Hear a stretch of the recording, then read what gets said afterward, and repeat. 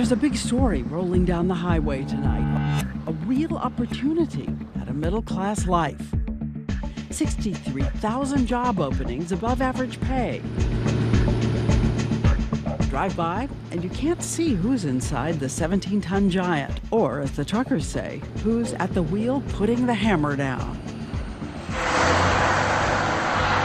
Just the freedom and the power of being behind the wheel of an 18-wheeler. I absolutely love my job. There's a lot of money. Vegas, oh my gosh. Sunrise in Pennsylvania, sunsets in Arizona and New Mexico are just out of this world. We are the backbone of America. Without us, this country stops. Everything from food to things that go into a hospital to save your life. At some point or another, that has been on a truck. They are tough workers, driving 11 hours a day on ice, traffic, high winds that can destabilize your load. 786 truck deaths in 2016, the highest number of fatalities in any industry. If somebody tells you you can't do something, as a female, I'm gonna show you that I can do it. One early morning before dawn outside Allentown, Pennsylvania, I wait for a truck to pull up on the side of the road. Inside, someone kind of surprising, Stephanie Klang, age 59. Great to see you. Great to meet you. After 38 years in the rig, no one knows her giant truck better than Stephanie. When the sun rises, we stop. She bangs the tires, they speak to her. So if these were flat, they'd have a really lower sound. And you gotta be flexible. She knows how to inspect the brake shoes and the 450 horsepower engine. Stephanie makes $70,000 a year. She's married to a trucker, and she wants everyone to know that this was her path out of poverty. She grew up on welfare at a trailer park, but now she owns her own house. Though more than half of the year, she lives in her home behind the wheel. About 5 feet by 8 feet, enough to exercise, eat, Soy burgers, pork chops, chicken. and give a soft berth to Fred, the traveling cat. At night, she stops in those huge truck stops, 200, 300 trucks. The stores have showers. Truckers can use them for a $10 to $15 fee. Indelicate question, porta potty? Under the bed. Under the bed. Yeah. I don't want to get up in the middle of the night and go walk in somewhere. Stephanie says she's the kind of woman who takes ordinary precautions. She locks up, and when she was starting out, she got to drive with her husband as a partner. But as we started traveling through this unfamiliar landscape, we kept hearing a different kind of story. The industry is 94% male, which means there are 217,000 female truckers, and some of them began telling us stories about fear. A woman agreed to meet with us. She said it had to be in secret. She's afraid of losing her job. So we pulled onto a dark side road in the shadows of a huge truck stop. She comes up, 25 years old, anxiously getting in the car. Look at you, aren't you freezing?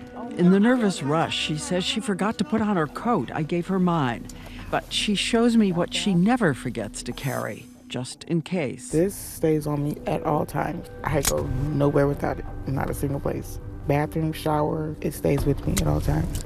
I also use these as a weapon. That's a weapon? Oh yeah, you put them between your fingers.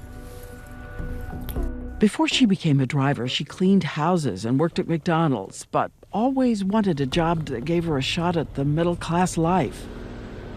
She was starting out when she says a friendly fellow trucker tried to assault her in the little bed back behind the wheel. He went and closed the curtain and started grabbing on me, trying to kiss on me, pull off my clothes. A constant battle of no, get off me, no. And I kicked him in his chest and he finally got off me. She says she reported it to the company, and they sent her this letter to assure her they had conducted an investigation and taken appropriate action. She tells us she's not sure where that man is now, so when she's alone, she not only locks up her rig, she loops the seatbelts through the handles. And here I keep the mace and the razor. I keep a crowbar down here, and also behind my pillows is a hammer. And she's not the only one with weapons. Police-grade stun gun. I'm an ex-cop. At a truck stop, I learn all this is an open secret.